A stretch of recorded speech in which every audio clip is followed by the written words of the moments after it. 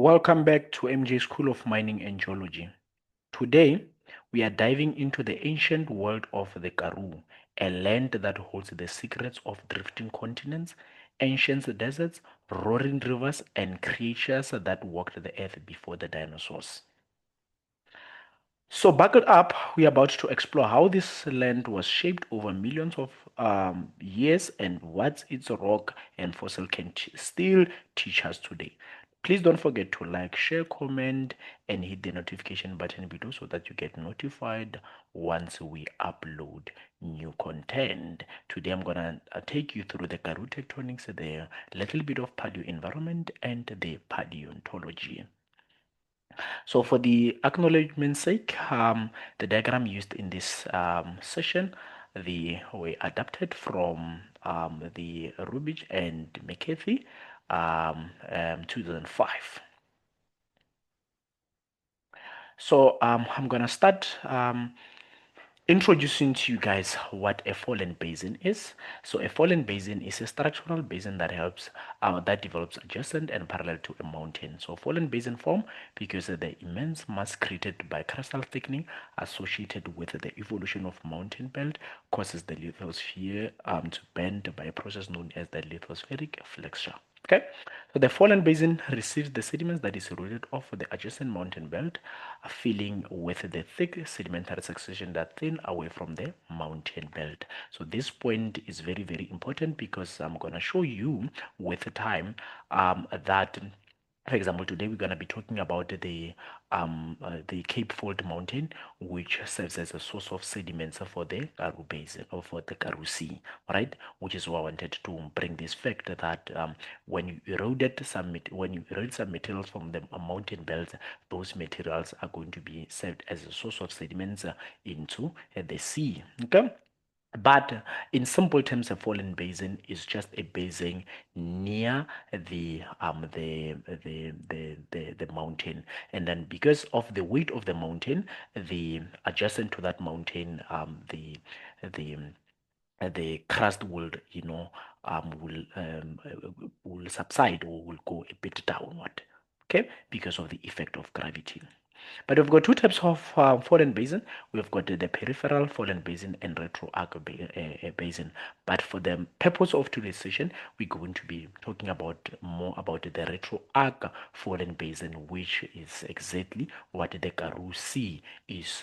The Karoo Sea is. So, but in the simple terms, the peripheral foreland basin is that basin which develops on the subducting plate. Okay, that is the basin that forms on the subducting plate like this, and then on the other hand, the retroarc is the opposite of the peripheral. This basin does not form on the subducting plate, but on the plate which overrides, or the plate which does not which does not get to be subducted. Okay, which is why we see this basin on the plate which overrides, and then this is exactly what the Karoo Sea is all about. And then the mountain, the more the mountain goes or rises, this mountain will serve as a source of sediments for the retroarc foreland basin. So the Karoo tectonics refer to the complex geological process that shaped the Karoo Basin and surrounding regions of southern Africa during the late Paleozoic to early Mesozoic eras, particularly from the Carboniferous or late Carboniferous to Mid Jurassic. That is the time during which the Drakensberg basalts halted the Karoo sedimentation, that is Mid Jurassic. This tectonic activity is closely linked to the assembly and the subsequent breakup of the supercontinent Gondwana. That is to say, what we're trying to say is because of the effect of plate tectonics, this shaped the Karoo sedimentation, and at the same time, at the end, this plate tectonics or the effect of what you call continental drift, it led to breakup of the supercontinent Gondwana.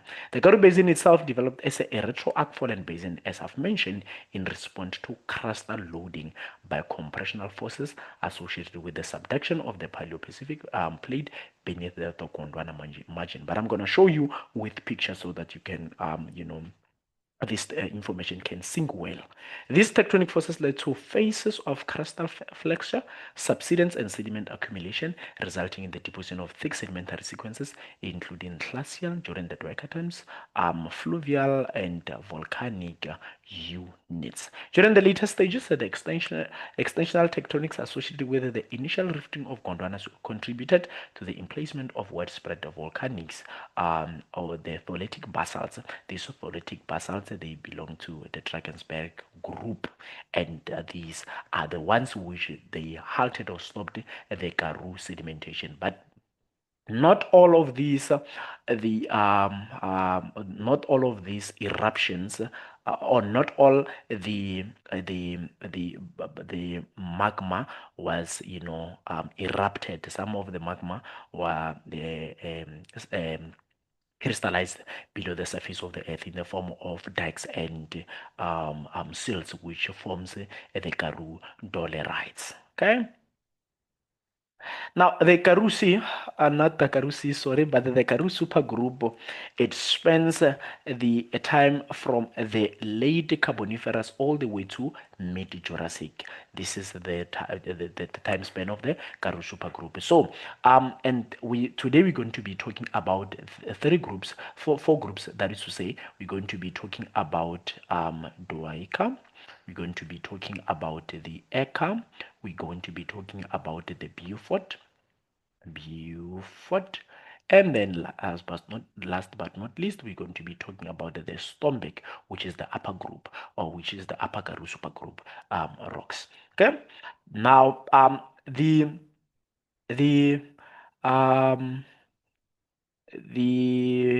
Dwaika is from late Carboniferous to early Permian. Okay, this is Dwaika for D, and then from early Permian all the way to the late Permian is what you call the Eka. And then from the early Triassic to late Triassic, that's what you call it, the Beaufort. And then from early Jurassic to mid Jurassic, that's where we call the Stombek. All right, then that's this is where the Karoo sedimentation was halted by the tholetic basalts, and that's where the dinosaurs in the Karoo supergroup died. But elsewhere in the world, the dinosaurs continue to live, but they were killed at the end of the Cretaceous period at approximately 66 million years ago by what you call the KP mass extinction. But in South Africa, the dinosaurs died here at the mid Jurassic by the tholetic basalts, but elsewhere they continued to live. So the Karoo Basin occupied a large area of Gondwana with the Kaapval Craton to the north and the Namakwa Natal metamorphic belt to the south, and we also have got the Cape Supergroup. The Karoo the main Karoo Basin is approximately 700,000 square kilometers in extent, but must have been much larger during Permian times. Why during Permian times, or why during Eka times?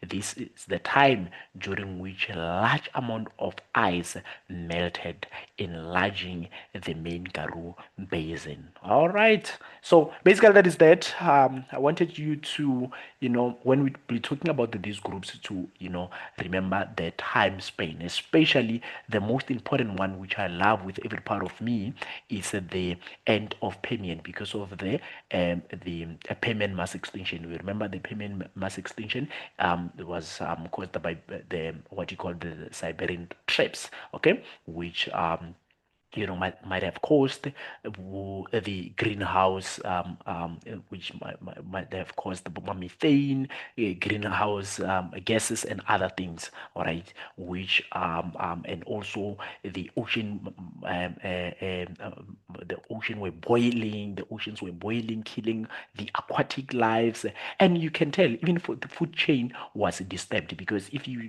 kill the aquatic life or the other animals which depends on which the other animals depend on, then it means you have basically killed the food chain. So this made sure that almost 96% of plants and animals died.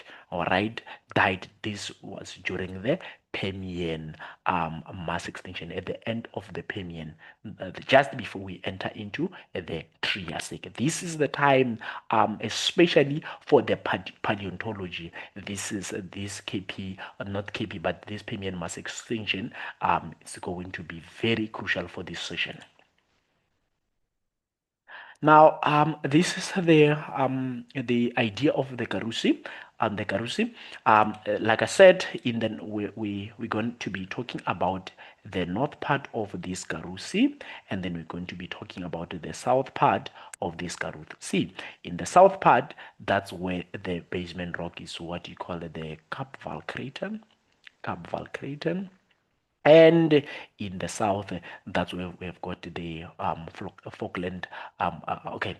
Beside that, then before we talk about the Falkland pattern in here, we'll be talking about the rocks belonging to what you call the Namakwa, Natal metamorphic belt. Okay, but now in the south, we have got Falkland plateaus. All right, and then in the north here we have got what you call Caledonian Highlands. These terms are going to be very crucial throughout the session. In the north we've got the Caledonian Highlands. In the south we've got the Falkland Plateaus. But the Karoo Supergroup, the basement of the Karoo Supergroup, in the north it's the Cape Orogeny. In the south we've got this Namakwa Natal. But now the sea started as what we call the Algal's Sea. Okay, it started as this.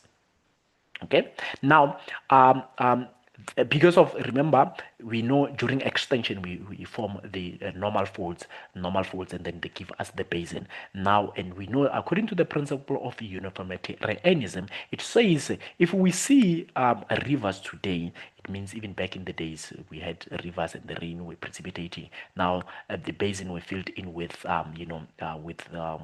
water, and then the first sediments which filled in the basin was the Cape Supergroup, where the Cape Supergroup rocks. These were the first sediments which filled in the Algal's Sea. All right, but now and during this Cape Supergroup, we started to form what you call the plants. Okay, we started to form the plants, but these plants flourished well during the Eka times. They flourished well during the Eka times. They keep this in your mind. Now, but we know according to Wilson cycle, it states that the plates cannot keep on extending. At some point in time, they need to compress or undergo compression. Now, can you now see that the Cape Supergroup rocks are undergoing compression? Now, if they're undergoing compression, they're going to be forming what you call the Cape Fold mountains. But at the same time, we had the volcanoes here. And we know the volcanoes will be spewing some ashes into the atmosphere, and these ashes, they served as the source of sediments for the Karoo Sea. And then also now these because as the Cape Fold mountain kept on rising, it will be exposed to weathering, and then these will also be source of the sediments for the Karoo Sea.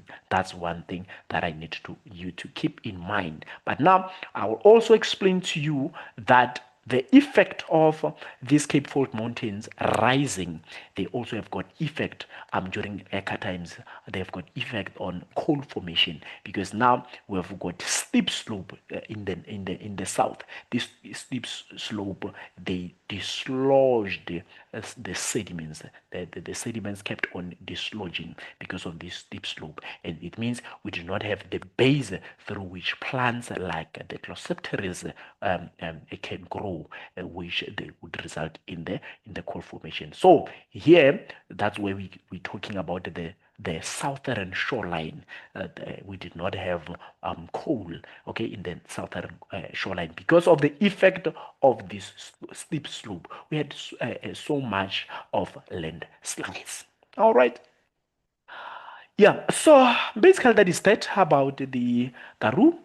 And then the reason we're saying this is the Karoo tectonics, we mean these extensions, compressions, they played a major role during Karoo times. All right, they played a major role because if it wasn't because of the effect of plate tectonics, probably we were not going to be having the Karoo sedimentation. Now, can you now see that in the south we have got these Cape Fold Mountains, which are the major source of sediments for the Karoo Sea, and we also have got the volcanoes, which spew some ashes into the atmosphere, which are also which also serves as the major source of sediments for the Karoo Sea. But in there, I've already mentioned that the basement rocks in the south are the Namakwa metamorphic rocks, and then in the north, the basement rocks of the Karoo Supergroup of the Karoo rocks, is the Kapvalk pattern. Okay, but we've got the Carbonian Highlands in the north, and then we've got the Cape Fold Mountain in the south. All right, and then the Cape Supergroup, as I've already mentioned, were the first rocks which or sediments which filled in or which were deposited into the Alcohol Sea. All right. Now, as this area is located over the South Pole at this stage, okay, I will explain with time why are we saying the Gondwana was situated or located in the South Pole. That brought what you call it the glaciation. That's why during the Dwaika times we had the glacial deposits like diamond tides, is because the Gondwana was at the South Pole. But I'm still going to explain that. So as this area is located over the South Pole, at this stage, sediments originate from the glacial origin in mountain ridges to the south and north of the Karoo Sea. It means some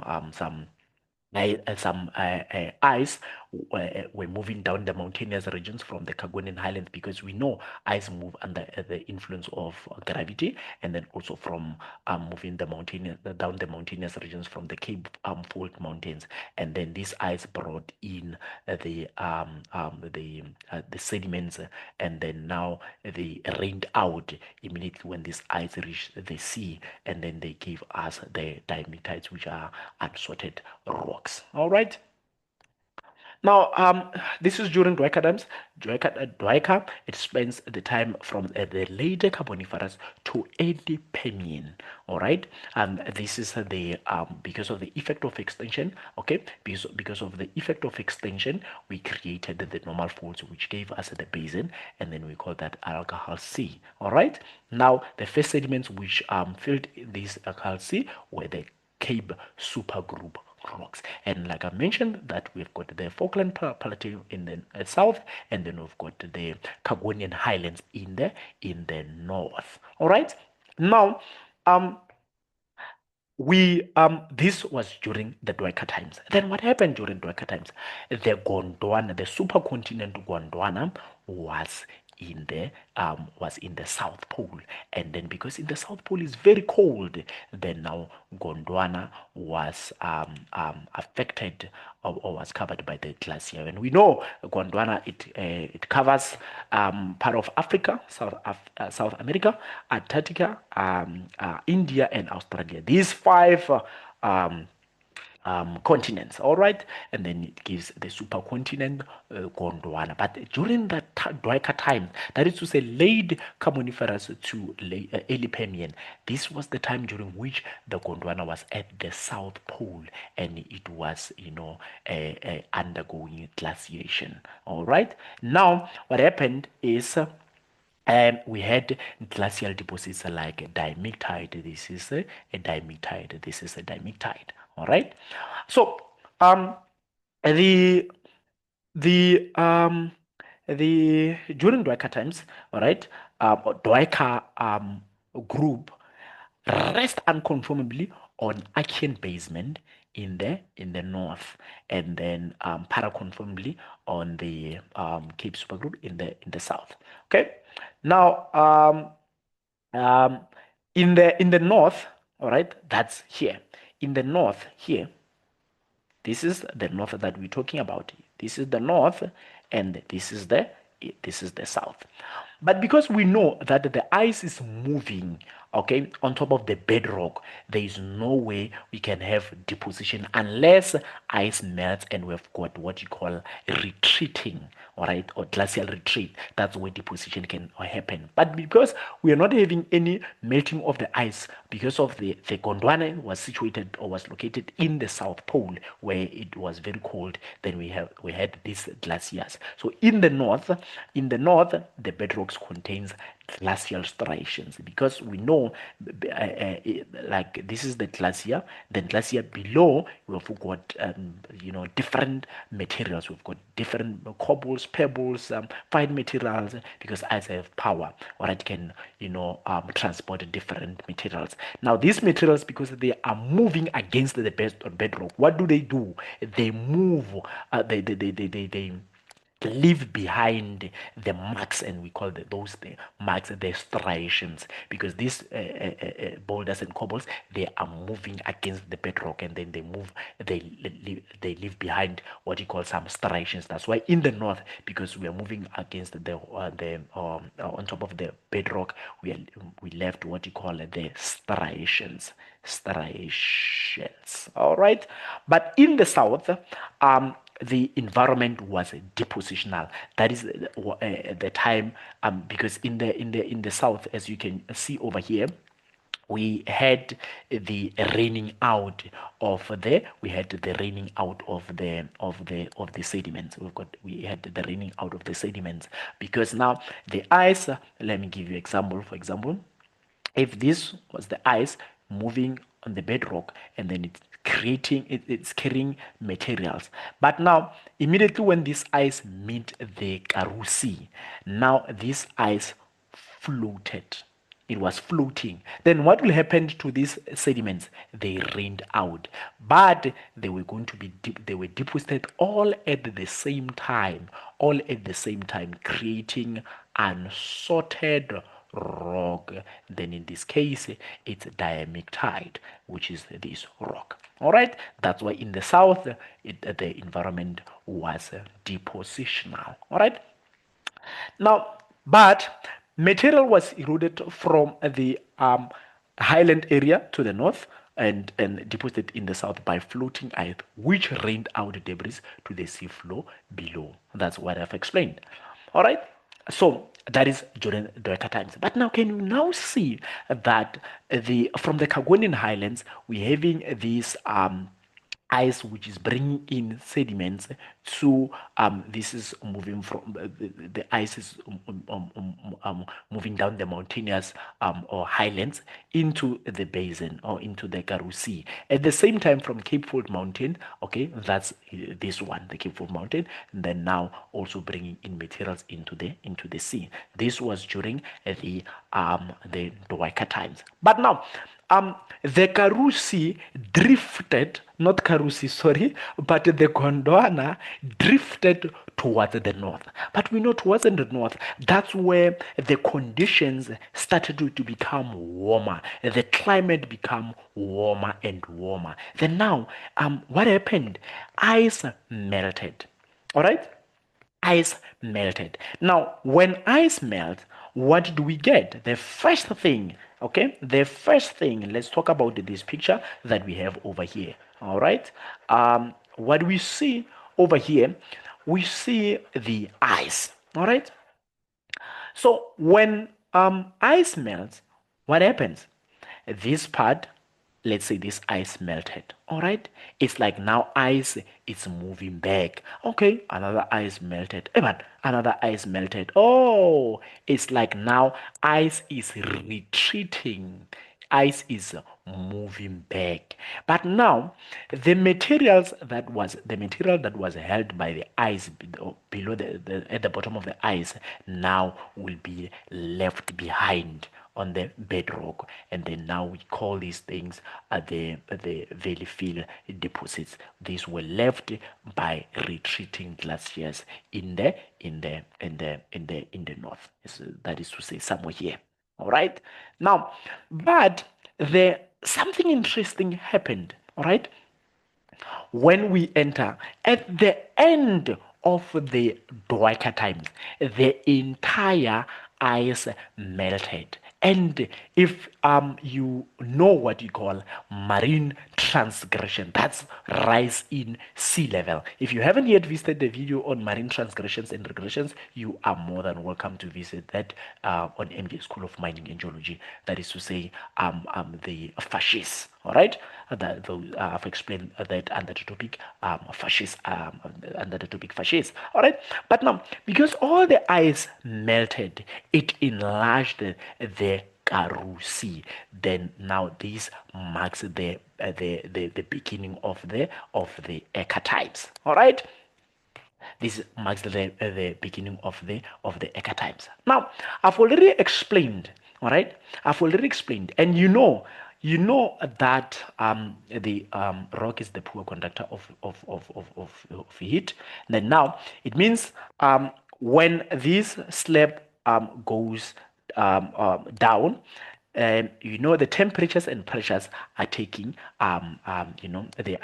they keep on rising. But because rock is a poor conductor of heat, it means temperature, as the subducting slab goes down, the temperature does not play a role. What plays a role is a pressure. But we know we have got pore spaces which holds the water. So the more you are the subducting slab goes down, the pressure increases, isn't it? Now the sediments are going to be not sediments, but the water will be squeezed out of the pore spaces, and this water lowers the melting temperatures of this rock. Now it means this mantle rock or this rock will melt at the temperatures which initially this rock was not supposed to melt at those temperatures. Now melting okay, so we call that wedge melting. We call that wedge melting. All right, now melting, then after that we're gonna be having some volcanoes, and these volcanoes, because they are spewing some ashes into the atmosphere, these volcanoes provided the source of sediments into the Karoo Sea. But at the same time, we had the Karoo Sea enlarged, as I've mentioned, because of the melting of the ice. Why did the ice melted? Because the Gondwana was drifting towards the north, giving us the warmer conditions,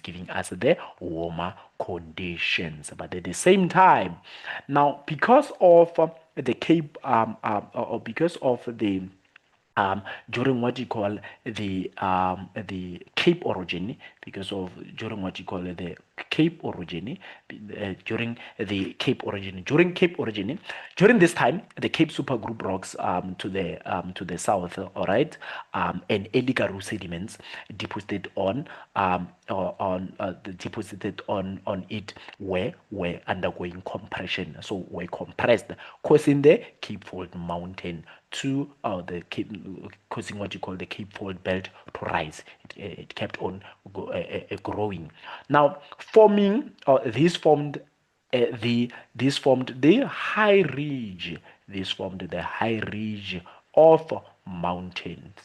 The high ridge of mountains far to the south. All right.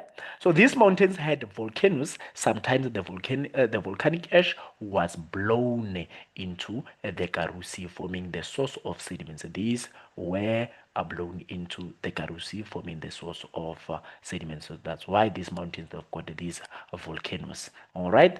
Now this was during the Cape Orogeny. All right, but something strange happened during that Cape Orogeny.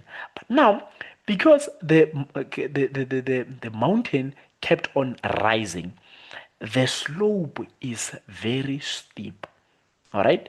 So during Eka times, we had two shorelines. We had the northern shoreline and we had the southern shoreline. So let's describe in detail these shorelines. All right. So the southern shoreline did not develop coal. All right. Why? Why?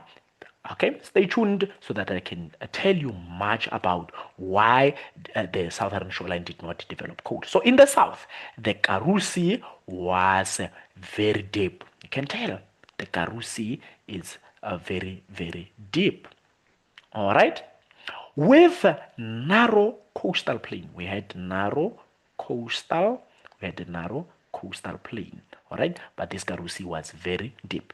So the southern rivers, we had the southern rivers, which did not develop coal. Why? Because they formed small deltas which formed on the coastal plain.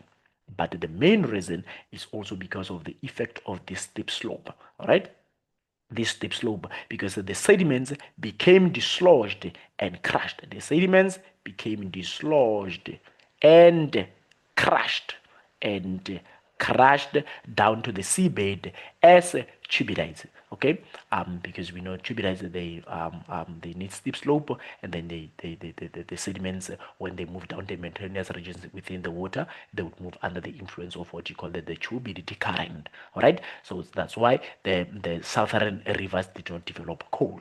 All right, because of the sediments became dislodged and crashed down into the sea. So if we don't have sediments, but remember, the sediments or the soil serves as the base through which plants can grow.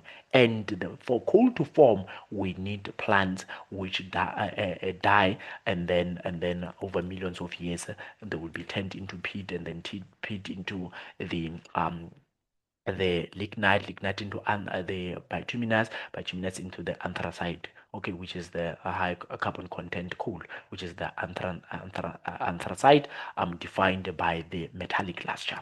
All right, but the interesting part about these southern shores is they contain the dinosaur Mesosaurus. So they contain the dinosaur Mesosaurus. All right, that is the southern shoreline. Now let's talk about the northern shoreline. All right, the northern shoreline, they developed coal. All right. Why? Because of this area, the sea, it was not that deep. It was not that deep here. It was not that deep here. So it gives us swamp environments. It gives us swamp environment. But now also the sediments were deposited here, and then these sediments, they served as the base through which plants were able to grow. For example, the plants that we'll be talking about, we're talking the Glossopteris, but I'm gonna tell you more about that. Okay, so now we know that we've got, if we have plants, if we've got plants, and we have got swamp environments, then now those are the favorable conditions for the coal formation. We know that over millions of years, those plants, they died, and then they settle. And if you want to know much about the coal formation, we also have got the video on coal formation under the School of MJ, School of Mining and Geology, then YouTube channel. You'll see the coal formation. Okay, if you want to understand much about how the coal forms. But in simple terms, when these plants die, like the Glossopteris, they die, and then they settle on the swamp environment, on swampy water. Okay, then now what happens is, if these plants, let me show you. For example, this is the the floor, then this is swamp, then let's say this is that died plant. All right, because this is the atmosphere. The atmosphere, it has got oxygen. The oxygen, if these died plants are exposed to oxygen, they will undergo decay. So for these plants not to undergo the decay, we were helped by flooding. So this area sometimes it was flooded. So if it was flooded, the flooding came in with sediments. So those sediments, what they did is they covered the plant. They now shielding the oxygen. So it means these plants, these diet plants, they are no longer gonna be undergoing decaying. It means now they're gonna undergo what you call metamorphism. That's why they will be turned into peat into lignite, all the way until you've got to the anthracite. All right, that's what you call the coal formation, which happened in the northern shoreline. All right. So that's why Eka times or Eka group is characterized by large coal seams. It's characterized by large coal seams, all right, which were developed during the Eka times, all right. But don't forget that the enlarged Karoo Sea, it was due to the melting of the ice at the end of the Eka times. That's why we've got the large what do you call it, the enlarged Karoo Sea, all right. Then now, we've got this Glossopteris. This is the plant called the Glossopteris. So as the ice sheet melted at the end of the Dwyer times, plants began to colonize the land. All right, and then one of the most successful plants that colonized the land was the Glossopteris, which emerged in the early Permian and became extinct by the Triassic. So it means this plant is one of the casualties of the Permian mass extinction, which occurred at the end of the Permian period. All right. So this plant Glossopteris died at the Permian mass extinction. All right. But the interesting part is the plant which diversified at the beginning of the Triassic is what you call the Dicroidium, which you're gonna talk a bit about it when we'll be talking about the Beaufort, because the Beaufort is start from the early Triassic. But I just want you to know that when this died, that we had another diversity of plant which is called the Dicroidium. All right, so during Eka times, we've got enlarged sea, all right, which was probably connected to the ocean. We know that the sea as per definition, the sea must be bounded by the land. So, and it will be connected to the ocean. For example, if you want to understand this sea, okay, check the Red Sea. Check the Red Sea. All right, is between the land, and is also connected to the ocean. So this is just to give you an idea of what the Karoo Sea during Eka times was like. It was enlarged because of the melting of the ice at the end of the Dwyer times. But now the interesting part is I've already mentioned the fact that during a Cape Supergroup, during Cape Supergroup, we had some plants. So we had the development of plants. So those plants now, during Eka times, now they began to they were flourishing. They were more. But now, I want you to keep this in mind. Vegetation promotes vegetation promotes meandering rivers, whereas erosion promotes meandering rivers. This is the factor that I want you to keep. But now, because we have got some plants, it means we have got vegetation. And what does vegetation promote?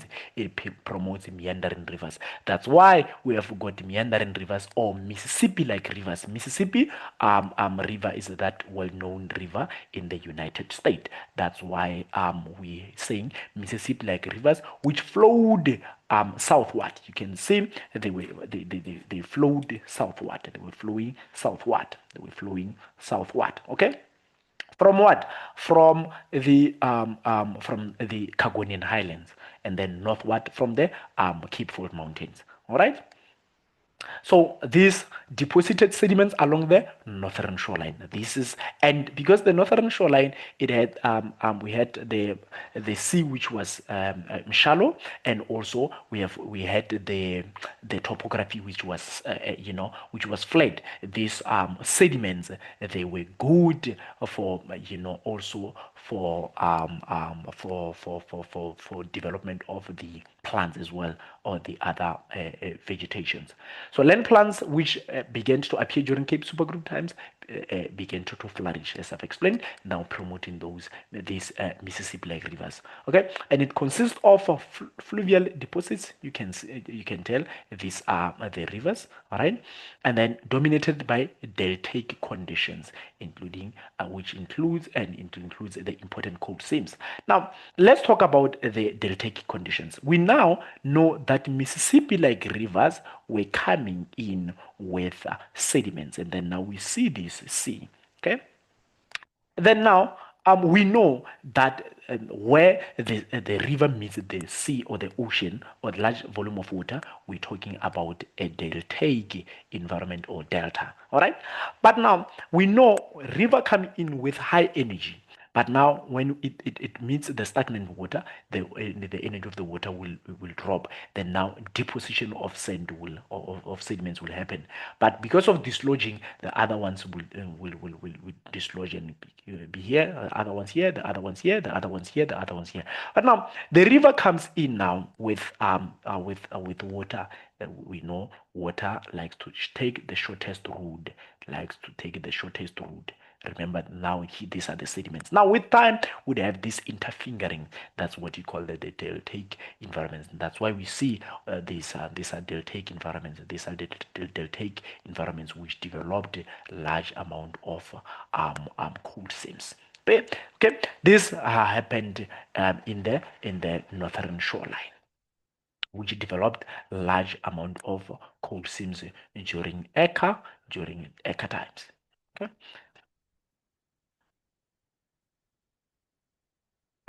Now, can you now see that during Karoo times, we during Karoo times, we had these Carbonian highlands, and then we had the Mississippi-like rivers, which bringing in sediments. Here we have got the northern shoreline, and we have got the deltaic conditions, which developed large amount of coal seams. All right, and then here, and then the rivers were long, but here in the south, all right, the rivers were short. The rivers were short, and these rivers did not develop any coal. And then also because of the effect of steep slope, we did not the sediment kept on dislodging. All right, so that's why the southern the southern shoreline, the northern southern shoreline did not or shores did not develop coal seams.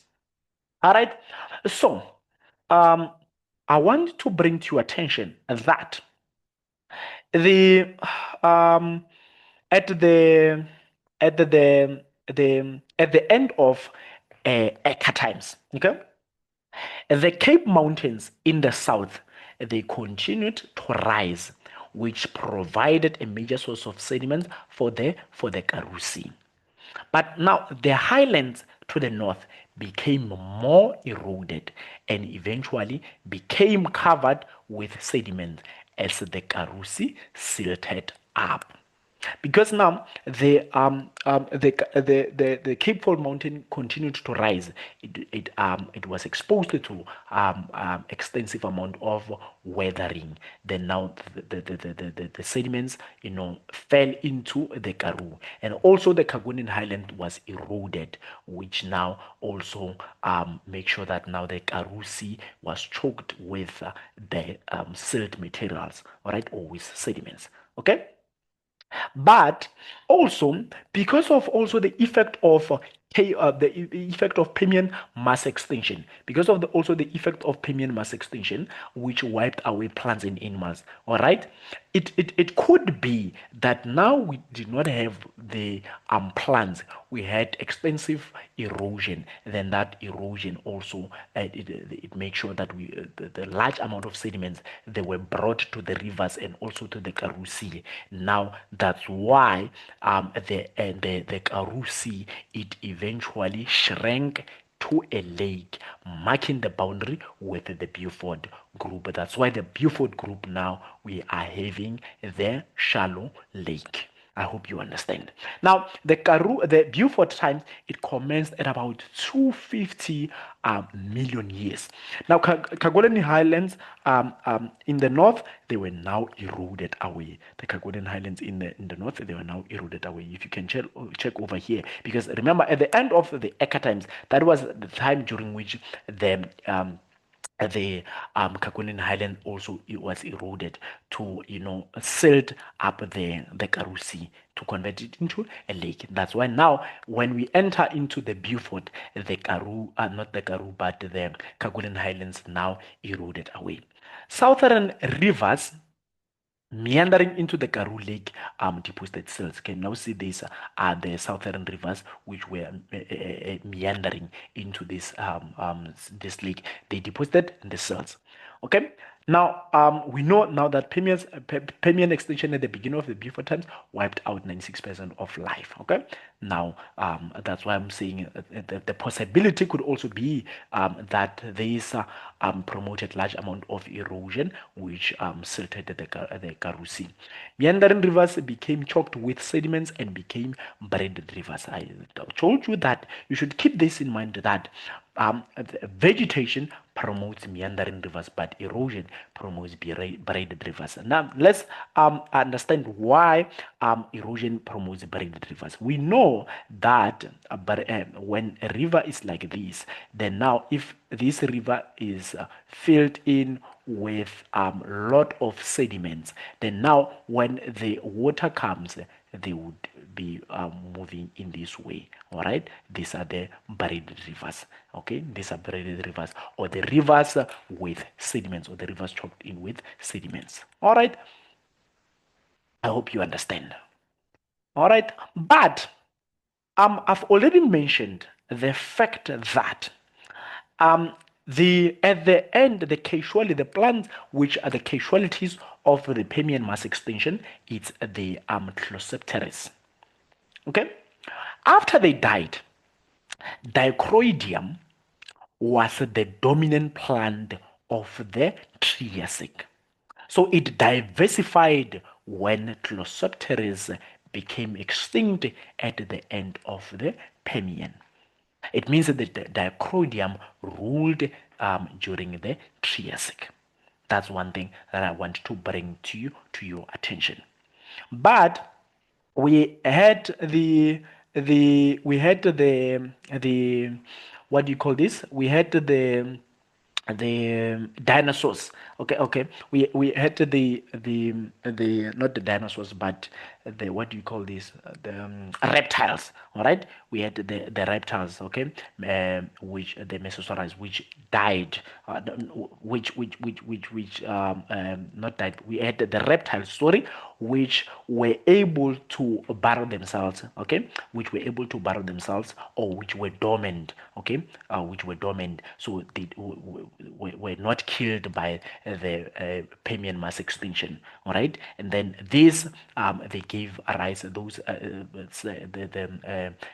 reptiles which survived during Permian mass extinction. They gave rise to dinosaurs, to birds, and the other organisms. All right.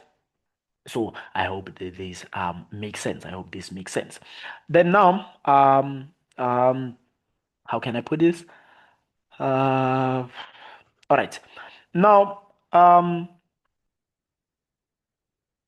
the meandering rivers became choked with sediments and became braided rivers deposited sand. All right, that I've explained. And also the Dicroidium was ruled in Triassic. Okay, and also now at the beginning of the Triassic, that's where we started to have the dinosaurs. That's where we started to have the birds and other things. But remember, the dinosaurs, they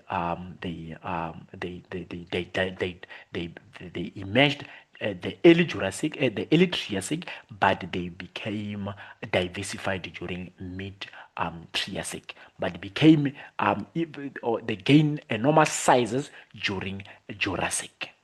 Right, that is the evolution of the dinosaurs. But these dinosaurs, thankful we are thankful to the reptiles which survived the Permian mass extinction, because now those reptiles, they diversified into these dinosaurs, birds, and other things. Right now, at the end of towards the end of the Beaufort times, almost 90% of the vegetation was had been recovered. All right, at the end of the at the end of the the the what am I saying? At the end of the Beaufort times, most of the vegetation was already recovered. But now, I've already mentioned the fact that vegetation promotes meandering. It means now the meandering, those braided rivers were converted back to the meandering rivers. All right, they were converted back to the meandering rivers. Then now, um, of the Beaufort, we had these important formations. We have what you call the cut back, and what you call the Beggars formations. These are the formations. Sorry, you'll write this with cap F. Okay. So these two formations, they are of great scientific interest because they record their recovery. They record the recovery of life following. You must have guessed it right. You must have guessed it right. Following the Permian mass extinction. So Kitebeck and Beckersdorp, they are of great scientific interest because they record the recovery of the life following the Permian mass extinction. So the recovery after the Permian mass extinction, it included the diversification of surviving species, those species which survived the Permian mass extinction. Then now at the end of the towards the end of the Beaufort times, they now they now recovered well. Then they diversified. So this gave rise to dinosaurs. This gave rise to dinosaurs. They gave rise to birds. They gave rise to tortoises, and they also give rise to mammals. They give rise to mammals. All right. But now, um, during the Beggersdorp, that is to say, at the late Beaufort, all right, the braided rivers of the Cardbeck Formation were converted or reverted to meandering rivers, because we know that vegetation promotes meandering rivers. So at the end of the Beaufort times, okay, the braided rivers of Cardbeck Formation reverted to a meandering forms. Okay, why? Probably it could be due to the fact of due to the recovery of vegetation, because I've mentioned that vegetation promotes meandering rivers. Okay, and then why is that the case? Because we know that vegetation prevents erosion. It prevents erosion and promotes meandering and promotes meandering. All right. Then now, that's why the Cutback formation reverted the buried rivers of the Cutback formation, they reverted back to the buried rivers. But now the the Bergersdorp formation, which is approximately 1,000 meter or 1,000 meters in thickness. All right, it has got what you call some silt. It has got what you call some silt stones and mud stones. All right, so basically that is that, and it marks the end of the Beaufort. All right. Let's now talk about the last group, which is the stomach. All right. Let me erase this first.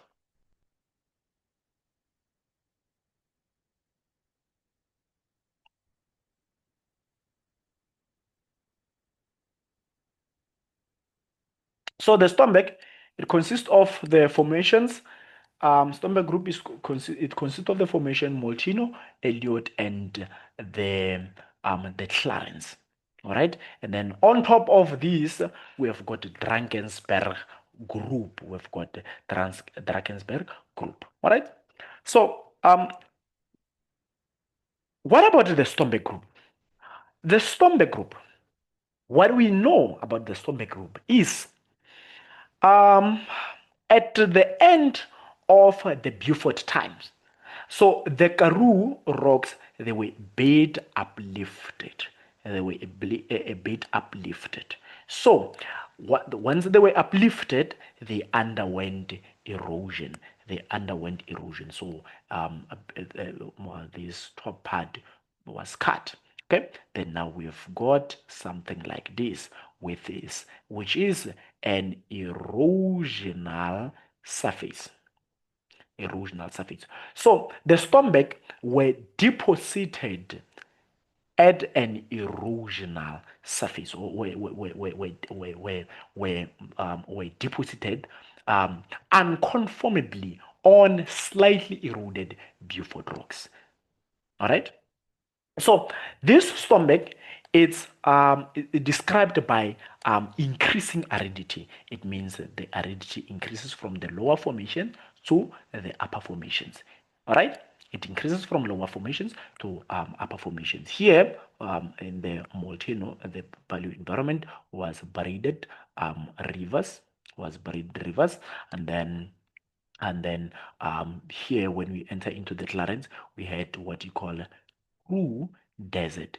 We had true desert. It means here we had something in between. We had something in between. Okay, so the rocks of this Stomberg group of the Karoo Supergroup, so they are represented in the stratigraphy by the Molteno, by the Elliot, and by the Clarence formations, which they are described by, or which they are described by increasing aridity. They are described by increasing aridity, right?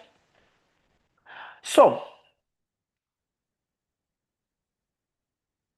the other thing that we must learn about the Stombeck is the fact that this the paleo environment is characterized by the continental conditions. That's the first thing that we must learn. The paleo environment is characterized by continental conditions. Okay, so this interval, it will reflect a shift from um, um, wetter fluvial dominated systems of the underlying units to a more arid and semi-arid conditions. All right, That's why the lower formations or lower groups, they were dominated by the fluvial conditions. Then now the Molteno, or it has the braided rivers. So the Elliot, it will be more or less semi-arid, and then Clarence, it will be true arid or true desert. All right. So the sedimentary rock includes the red beds. These red beds, they are characteristics of the red or the red or oxidized sandstone.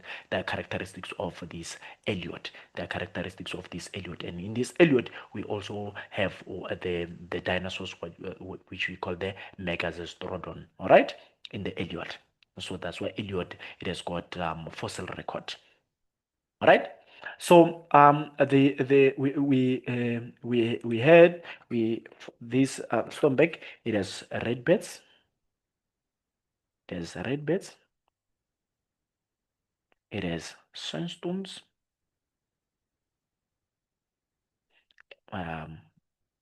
Mud stones. Okay, mud stones. These are indicative of what? Of braided river, ephemeral stream environments. With evidence of a little bit of with evidence of wind-blown deposits that we see in the Clarence wind-blown deposits, desert dunes.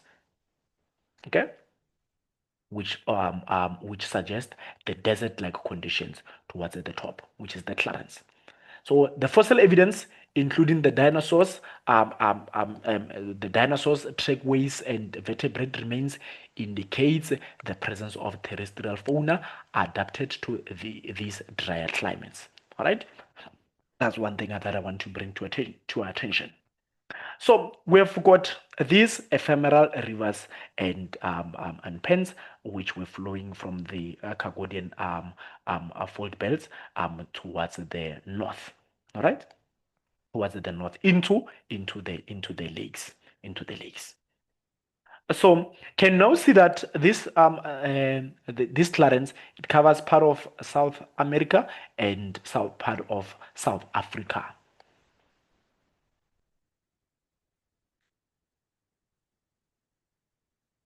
So I'm going to explain to you these ephemeral rivers, or the playa lakes, and what you call the playa lakes, and what you call the pens. All right. So let's sorry about that. Now I want to explain to you what a salt pen is. So this it's characteristic of the arid regions. This is the characteristics of arid regions. So what we see in arid regions is during rain would have some flat shallow areas which they temporarily hold water. All right, but now because of the effect of evaporation, because those environments are dry, because of the effect of evaporation, they would leave behind the salt and minerals.